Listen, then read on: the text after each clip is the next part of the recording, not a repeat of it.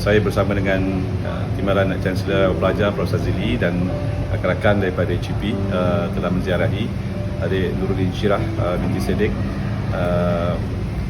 atas ziarah kasih di mana adik ini akan insyaAllah mendaftar pada minggu depan ini, dan keluarga beliau anak yatim, sudah tiada bapa, dan ibu beliau pula ditimpa musibah baru saja menjalani pembedahan kaki disebabkan sakit kencing manis dan tidak bekerja. Jadi atas keprihatinan seluruh warga UiTM dan HEPT prihatin, kita menggerakkan usaha ini, dan adik Syirah ini hanya salah seorang daripada ribuan pelajar yang insyaAllah kami seluruh sistem UiTM akan cuba membantu sedaya upaya. Kita dapati adik beliau baru saja menarik diri daripada satu program yang sedang beliau ikuti atas kekangan keuangan dan masalah kesihatan ibunya, dan hari ini 2 dalam 1 kami juga menawarkan untuk menimbangkan mengambil adiknya sekali, dan kami akan usahakan sama ada untuk berdaftar sekali atau paling tidak untuk semester akan datang ditawarkan pengajian, dan alhamdulillah beliau mengikuti program tahfiz.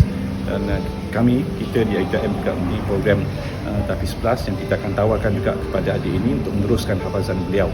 InsyaAllah kita sama-sama berdoa hidayaan adik ini, dan mudah-mudahan dia berjaya dalam pelajaran, mudah-mudahan boleh membantu beliau sendiri dan keluarga keluar daripada kemelut masalah keuangan ini dan kesepitan ekonomi keluarga. InsyaAllah UiTM prihatin, HEPT prihatin.